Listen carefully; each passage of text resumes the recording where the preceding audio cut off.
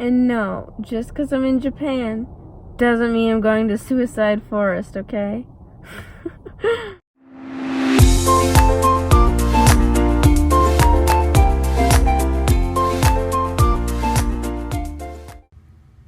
Heyo, it's Melancholy Moose, and welcome back to my channel. I went to Japan. It was really cool. I went over spring break with my dad, and I enjoyed it very much. I got mostly pictures, but I did end up getting some videos, so hopefully it won't be just a voiceover video. But it was really fun. So, we landed in Narita, Japan in the evening, and my dad and I were starving. So, his friend, Akira, took us to a restaurant, and those were his two granddaughters, Fuka and Andy. They were really sweet, really nice. Andy didn't speak English, but she was still really nice. So, the next morning, my dad and I woke up super early so we could walk down to the gardens near our hotel. Now, we stayed at the Richmond Hotel, and I gotta say, if you ever find yourself in Narita, you should stay there. It's definitely worth it. The staff is incredibly nice, and it's really close to downtown and just everything in general. But this isn't a hotel review, this is a Japan review. So we were walking through the gardens, gaping in its beauty, and then we saw this building, and I thought, what the heck? Because if you don't know what those shiny golden swirls are, those are called swastikas. So I was just like, Dad, what the heck? And he enlightened me by saying before the Nazis took the swastika over as their symbol, it meant like peace or harmony or well-being or something. And I thought, oh yeah, that made a lot more sense. Now you can see when my dad and I had gotten to the garden part, and this part was literally unimaginably beautiful. When I think back, I almost can't picture it to its full beauty as when I was there.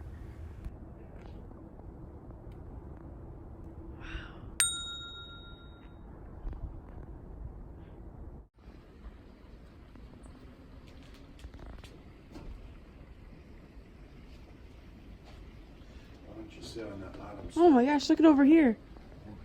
Can you get up? Did you zoom up close? Zoom in close. Wow, try to count all the... Oh, there's one that looks like cow. Heyo, it's Melancholy Moose, and I'm in Japan. I'm actually in the gardens in Narita, and my dad and I just walked through it all. It's beautiful. I'll put some pictures up and probably a voiceover, but it's so gorgeous, and I feel like I have to whisper because it's so pretty. It's so gorgeous. I'm just standing in front of this guy right here. Everything here is beautiful. So, after that little break you saw, we continued down a path that led along a river. My dad got some really cool pictures of me. Thanks, Dad. The rest of the day, we just hung out, got some more pictures, and tried to sleep off our jet lag.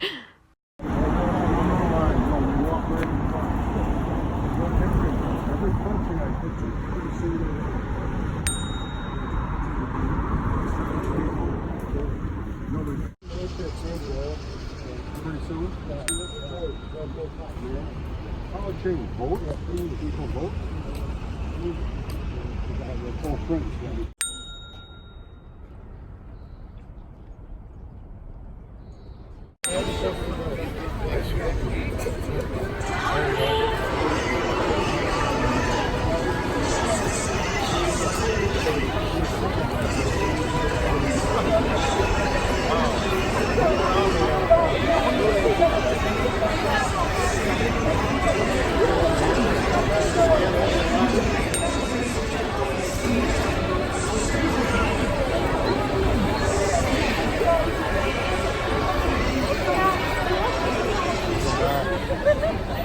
Nobody's walking around with a camera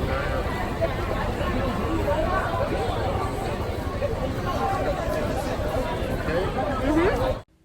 Just another busy street. So now my dad and I went to the Japanese History Museum. It was really interesting, but it was also really boring at the same time.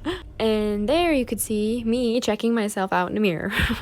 And like I captioned a second ago, we did get translators because we spoke English, so each exhibit had a little number that we punched into the device to to read what they were saying.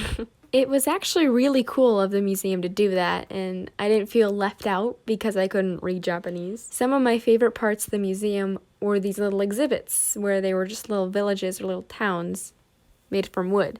But this was my favorite part of the entire museum. I remember it being like the olden day entertainment of Japan, but it was just so striking and funny to see that I actually made it my PS4 username picture. Then I got to see my idol, the icon, Godzilla, the ferocious beast. I love him. After the museum, we went to probably my favorite restaurant in all of Japan. It was one of those where your food came out on a conveyor belt. It was so delicious, so cool, and I really did love everything about that restaurant. The food was amazing. Next, my dad and I and Akira walked through some more gardens, and I got the wonderful opportunity to dress up as a beautiful geisha. I really hope I don't offend anyone with these pictures because the lady there who dressed me up was Japanese, and she didn't seem to mind that a little American girl was gonna go take pictures in a kimono. In fact, she really liked me, and she thought I looked really pretty, so she gave me that little headpiece.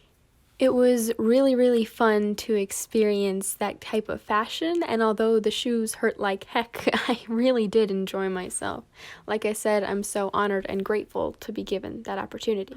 Alrighty, folks, the next stop was Mount Fuji. Sorry, that introduction was lame. I took a few time-lapse videos, but I wanted to save my phone's battery because I don't know if you've heard of it, but this little thing called the Olympics was going on in Tokyo in 2020. That made the traffic terrible, but I mean, it was definitely worth it in the end. Once you see the pictures of Mount Fuji, holy guacamole. So my dad booked the traditional room, which meant we didn't really have a bed. We just had a floor, and they came in and made up our beds at night, which, I mean, they were still really comfortable. You see them in a second. But when you get in the room, the first thing you see is a hallway, and then down that hallway, there's like a sink and a toilet, and then you step through a door, and there's this wonderful, beautiful view of Mount Fuji. Now, there's one side of the mountain that has tourists and a bunch of buildings, but we stayed on the other side where there's just one building.